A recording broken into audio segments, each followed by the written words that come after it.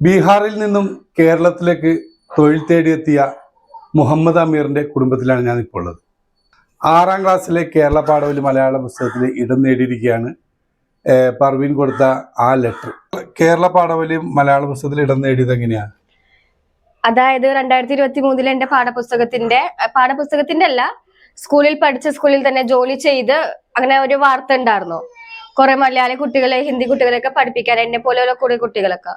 അപ്പൊ അത് കണ്ടെത്തി പത്രത്തിലൊക്കെ കണ്ടപ്പോൾ പാലക്കാട് നിന്ന് നാരായൺ മാഷ് ഇങ്ങോട്ടൊക്കെ എന്റെ വീട് അന്വേഷിച്ച് ജയശ്രീ ടീച്ചറുമായി ബന്ധപ്പെട്ട് വീട്ടിലോട്ട് വന്നായിരുന്നു. അപ്പൊ അവരെന്ന് പറയുമ്പോൾ ഇങ്ങനെ ഒരു ദിവസം ഫുൾ ഡേ ഞങ്ങൾ സംസാരിച്ചു, കുറെ കാര്യങ്ങളൊക്കെ ഡിസ്കസ് ചെയ്തു. അപ്പൊ അവർക്കെന്ന് പറയുമ്പോൾ ഒരു കത്ത് ഞാൻ എഴുതിയിട്ടുണ്ടായിരുന്നു. അപ്പൊ അവര് പറഞ്ഞത് ഈ ലെറ്റർ അയക്കണമെങ്കിൽ പാഠപുസ്തകത്തിൽ, കാരണം ഇത് തൊഴിലുമായി ബന്ധപ്പെട്ട ഒരു ചാപ്റ്റർ ആണ് അവർ ആഡ് ചെയ്യാനായിട്ട് ഉദ്ദേശിച്ചത്. അപ്പൊ അതായത് എന്റെ ഒരു ഇതെന്ന് പറയുമ്പോൾ തൊഴിലുമായിട്ട് ബന്ധപ്പെട്ടതാണ്. അതുകൊണ്ട് ആ ഒരു സാഹചര്യത്തിൽ ഞാൻ എഴുതി കൊടുത്തു. ഇനി സെലക്ട് ആവോ ഇല്ലെന്നൊക്കെ എനിക്കും അറിയില്ലായിരുന്നു.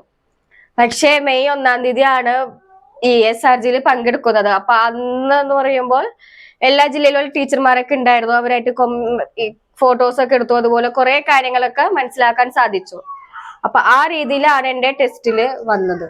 ബീഹാറിൽ നിന്നും അച്ഛനും അമ്മയ്ക്കും സഹോദരങ്ങൾക്കുമൊപ്പം എറണാകുളം ജില്ലയിൽ ആലുവക്കടുത്ത് മുപ്പത്തെടുത്ത് എത്തിയ പെൺകുട്ടി ഇന്ന് അധ്യാപികയും ഫാഷൻ ഡിസൈനറുമായി മാറിയിരിക്കുകയാണ്. അന്യസംസ്ഥാനത്ത് നിന്നും എത്തിയിട്ടുള്ള കുട്ടികൾക്ക് മലയാളം പഠിക്കുവാനും മറ്റ് കലാപരമായ കഴിവുകൾ വർദ്ധിപ്പിക്കുന്നതിനും റോഷ്നി പദ്ധതിയിലൂടെ പഠന സഹായിയായി പ്രവർത്തിക്കുകയാണ് ദർശ പർവീൻ. എന്താണ് കത്തിൽ എഴുതിയിരുന്നത്? കത്തിൽ എന്ന് പറയുമ്പോൾ ഞാൻ കേരളത്തിൽ വന്ന മുതലുള്ള അനുഭവങ്ങളാണ്. അത് എന്റെ കൂട്ടുകാരിക്ക് എഴുതിയ കത്തിന്റെ. അപ്പൊ അതായത് എന്റെ കൂടെ 7ാം ക്ലാസ് വരെ പഠിച്ചു. അത് കഴിഞ്ഞിട്ട് അവള് നാട്ടിൽ പോയി. അപ്പൊ ആ പുഷ്പക്ക് എഴുതിയ കത്താണ് ഞാൻ പാലക്കാടിൽ സാറിലോട്ട് അയച്ചു കൊടുത്തതും. അപ്പൊ അവർക്ക് എന്താ പറയാ, ഇങ്ങനെയുള്ള അനുഭവങ്ങളൊക്കെ ആദ്യമായിട്ടാണ് ഉണ്ടായെന്ന് തോന്നുന്നു. അതുകൊണ്ട് അവര് പാഠപുസ്തകത്തില് കുറെ കാര്യങ്ങളൊക്കെ ഉണ്ടാവുമായിരിക്കും. അപ്പൊ അതെല്ലാം കഴിഞ്ഞിട്ട് അവര് പാഠപുസ്തകത്തില് എടുക്കാനായിട്ട് തീരുമാനിച്ചു. കത്തൊന്ന് വായിച്ച എന്തൊക്കെയാന്നുള്ളത്?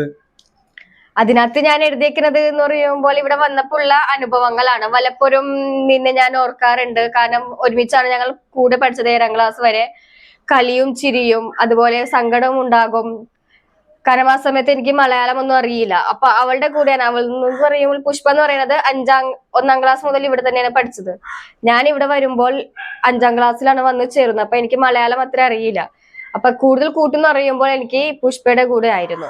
കേരളത്തിൽ വന്നിട്ട് ഇത്ര നാള് ജീവിച്ച്, അതുപോലെ പാഠപുസ്തകത്തിൽ ഒരിക്കലും സ്വപ്നം കാണാത്ത പോലെ ആയിരുന്നു. പാഠപുസ്തകത്തിൽ വന്നു കഴിഞ്ഞപ്പോ ഓരോ സ്ഥലത്ത് പോകുന്നതും അതുപോലെ എല്ലായിടത്തും വിളിക്കുന്നതും കുറെ കാര്യങ്ങളൊക്കെ ഉണ്ടായിരുന്നു. അപ്പൊ അതൊക്കെ എന്ന് പറയുമ്പോൾ എനിക്ക് ഇവിടെ കിട്ടിയ അഭിമാനം തന്നെയാണ്. കാരണം ഇവിടെ ചിലവർക്ക് കിട്ടാത്ത ഒരു സാഹചര്യമാണ് എനിക്ക് കിട്ടിയത്. കാരണം ഈ പുസ്തകം എന്നെ പോലെ ഇത്ര നാള് ഞാൻ എന്റെ അനുഭവങ്ങൾ എനിക്ക് മാത്രമാണ് അറിഞ്ഞത്.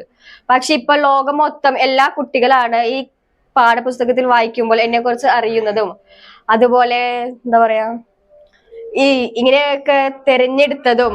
അപ്പൊ പാഠപുസ്തക സമിതിയോടും പിന്നെ കേരള സർക്കാരിനോടും എന്റെ നന്ദി അറിയിക്കുന്നു.